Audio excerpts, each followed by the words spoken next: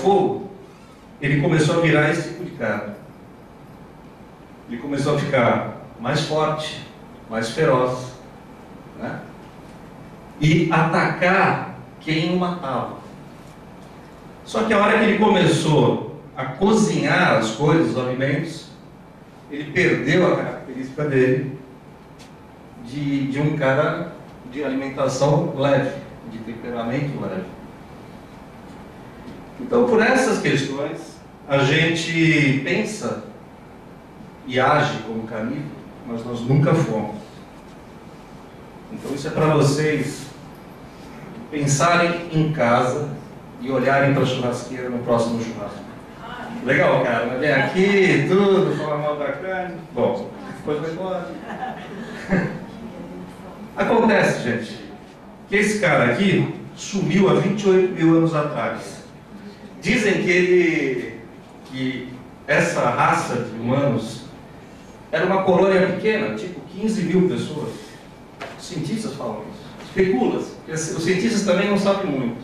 É um assunto meio perdido. Não temos muita certeza. E aí, apareceu esse cara. Nós todos somos filhos da África. Todos nós, sem exceção. Porque ele é o descendente direto de nós. Ao contrário, nós somos descendentes diretos deles. Eles foram transformados pelo fogo. Então, se alguém perguntar assim, mas se houve alguma coisa, será que já não houve antes? Com aquela primeira raça? Sim, houve. Eu vou falar daqui a pouquinho. O nosso antepassado, ele era mais forte, mais agressivo, mais resistente. E ele saiu da África 60 mil anos atrás e se espalhou pelo mundo todo.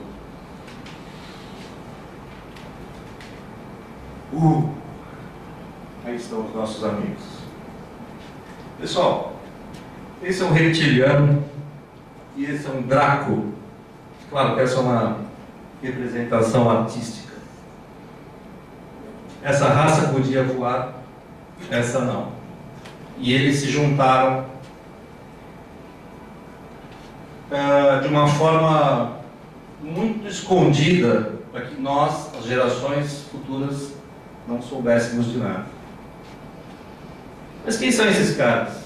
São agressivos, se alimentam de carne e sangue. E eles se perpetuaram no planeta através de mudanças genéticas feitas nos humanos, através de sistemas reprodutivos. Ah, Fábio, tá bom, vai, conta outra. Papo furado, né? Você acha que tem dragão aqui na Terra? Sabe o que eu pensava assim também, que nem vocês? Quando eu ouvi a primeira vez alguém falar para mim, reptiliano, eu falei, tá bom, legal, beleza, Papai Noel, né? Tudo bem. E eu me afastei disso. Só que eu voltei a esse assunto quando os uranianos escreveram comigo, Conexão Urano 5, a grande sabotagem reptiliana. E aí, meus amigos, a coisa ficou complicada, porque eles me mostraram, de fio a pavio, como é que a coisa funcionava. Para minha decepção. Que aí, além de eu ter que saber, eu fiquei com um misto de raiva e um misto de desolação, por saber que uma raça que foi criada para ser uma raça de heróis, acabou na mão desses caras. Muito triste. Bom, os amiguinhos não gostam de humanos. Eles não gostam de crianças, não gostam de animais. O todo, que amanhã eu vou explicar com mais detalhes, colocaram eles numa dimensão paralela, a 3D.1, e eles conseguiram escapar. Através do cruzamento genético com a raça humana.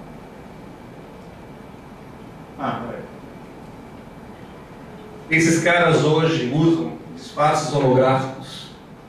Eles dominam isso de parecer humano. Parece filme, né? Pois é. Eles também usam roupas de silicone para parecer humanos. Possuem muita tecnologia e baixa vibração. E eles trabalham juntamente com alguns exércitos bélicos do nosso planeta. Vocês já imaginam, né? Quem gosta deles? Bom, então a gente percebe que aqui eles fizeram já uma tentativa de mudança genética e eles não conseguiram o melhor resultado. Conseguiram o melhor resultado com o nosso antecessor mais próximo, porque esses caras se espalharam pelo mundo e destruíram outras raças humanas e perpetuaram o gene reptiliano. Nossa, estou vendo umas caras assim, o pessoal está assim, esse cara aí. Calma, gente, a gente vai chegar na coerência logo, vamos lá. Os uranianos falam para mim o seguinte: os valores reptilianos de poder estão tão enraizados na atividade humana que não se percebe mais o que é certo e o que é errado. E isso significa um padrão de comportamento benéfico para eles, que eles hoje são os donos do nosso planeta. Terrível. Bom, provas nós não temos. Nós temos algumas evidências que eu considero muito importantes. E nós que estamos fazendo esse trabalho de abertura de consciência, nós temos que trabalhar muito, porque novas informações sempre estão chegando, novas mudanças estão chegando, e quanto mais a gente mexe nesse balaio de gato, mais a gente se assusta. E é nossa obrigação passar isso para vocês. Não adianta eu ficar quietinho na minha casa, pesquisando, sabendo tudo, e fazendo igual o Vaticano faz com todo mundo. Esconde. A gente vai chegar lá. Os uranianos me dizem o seguinte: dragões em espadas, serpentes em colares, jacarés em estátua, brinco de ouro maciço com serpente, tudo isso é prova da presença reptiliana na Terra. Pode ser vendido para nós como bijuteria, tatuagem, tudo bem, mas tem a mão deles nisso aí. E quanto mais isso for perpetuado, é mais a irmandade da cobra que está sendo cultuada, sem que a gente saiba. Tá? Perguntas depois? Bem depois. Guarda aí, guarda aí. Está escrevendo para não esquecer. Pessoal, isso aqui apareceu para mim aos 44 do segundo tempo, antes de eu vir para cá. Museu Nacional da Etiópia. A Etiópia é sempre mostrada para nós como um lugar que não tem nada. Não é bem assim, tem um museu nacional. Olha essa estátua, gente. Olha o olho dessa mulher. E apesar de ser na África, ela não me parece ter traços africanos.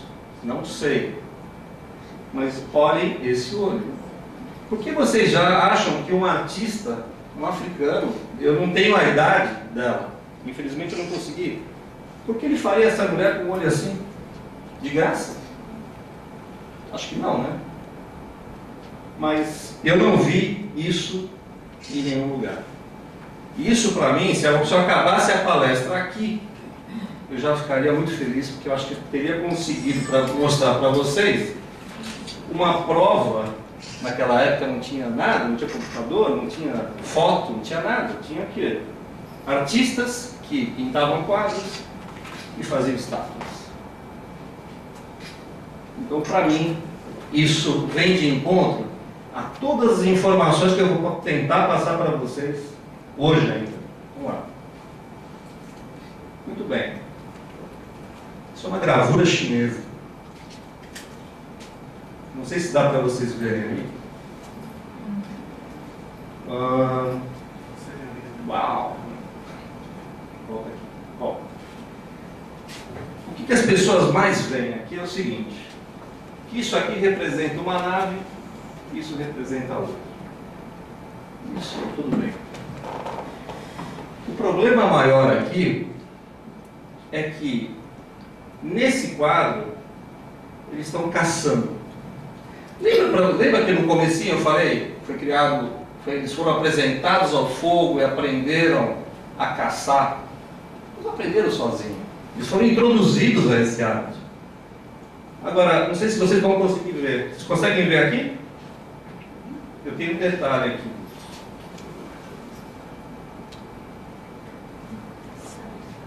O que vocês estão enxergando aí?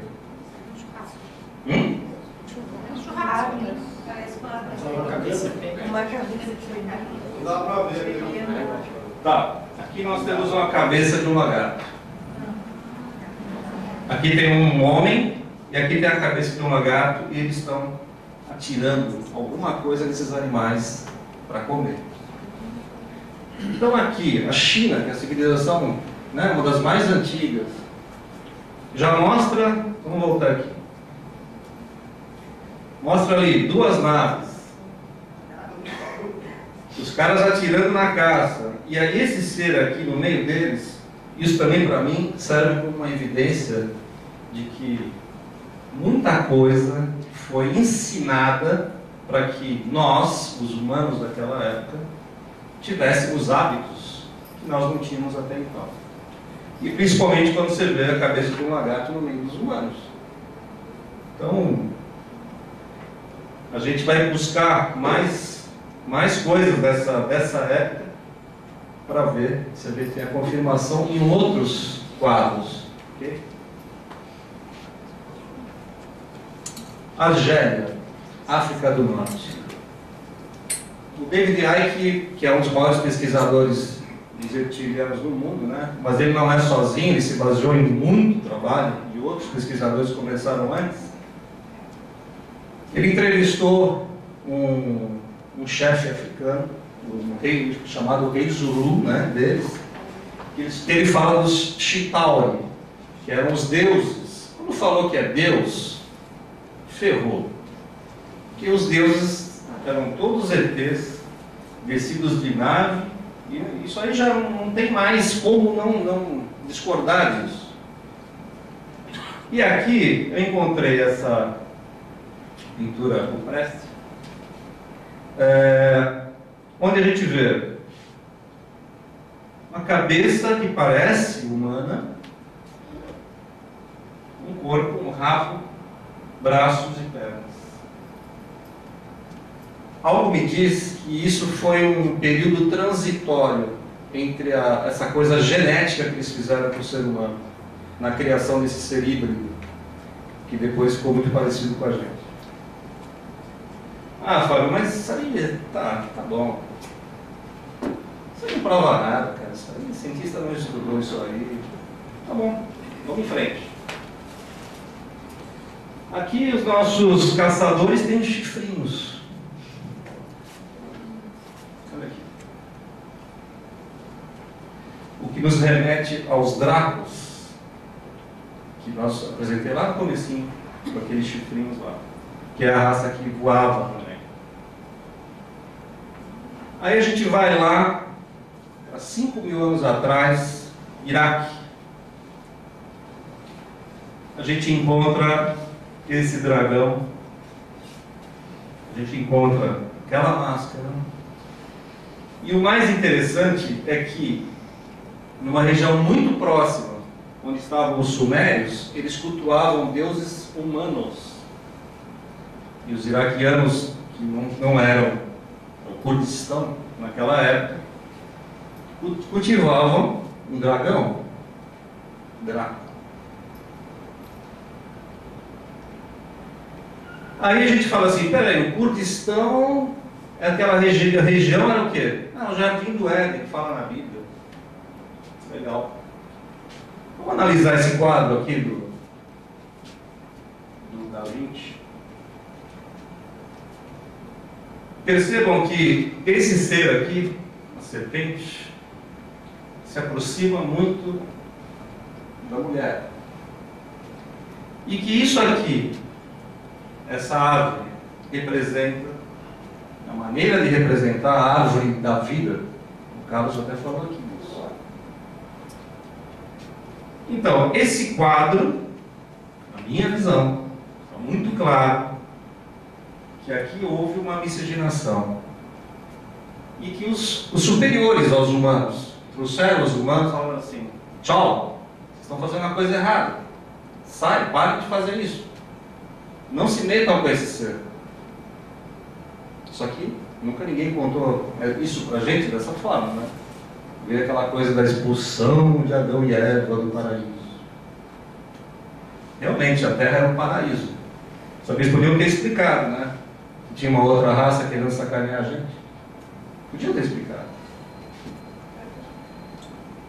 É altamente significativo que a linhagem dos reis serpentes tenha se originado no Irã, porque é dessa região do Irã, Kurdistão, Armênia, Turquia, montanhas do Cáucaso, que linhagens réptil-humanas emergiram para tomar o mundo.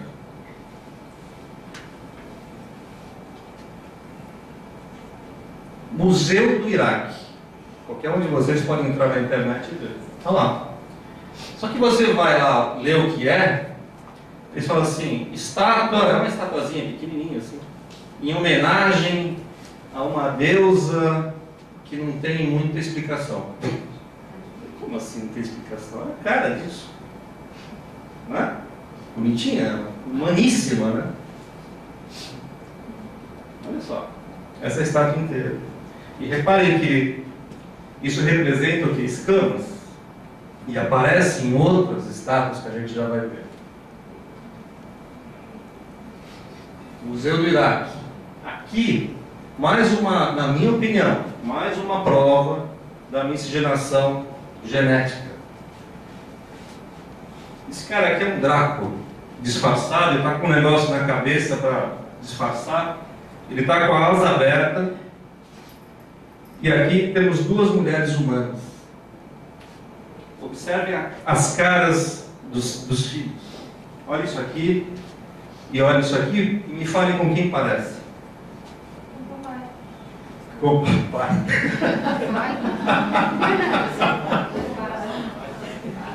Então isso está lá no Museu do Iraque. Agora, por que a gente não, quando a gente entra no site do Museu do Iraque, a gente não percebe essas coisas? Porque eles não assumem, gente. Eles não assumem, eles querem passar batido por esse assunto. Porque interessa. Detalhe, olha aqui. São duas mulheres humanas. Me parece que o autor da obra quis que isso fosse passar duas mulheres fortes, né, bonitas, que para encarar um cara desse tem que ser forte, né? Tá de brincadeira, né? Muito bem. Por que o Carlos fica falando, Fábio, das cobrinhas, não sei o quê? Por quê? Porque eles se meteram também no Egito. E algo me diz que os egípcios, ou uma parte dos egípcios, eu não posso afirmar porque eu não consegui fazer essa pesquisa, sabia lidar com eles. Isso aqui é um símbolo que para mim é muito claro dessa miscigenação.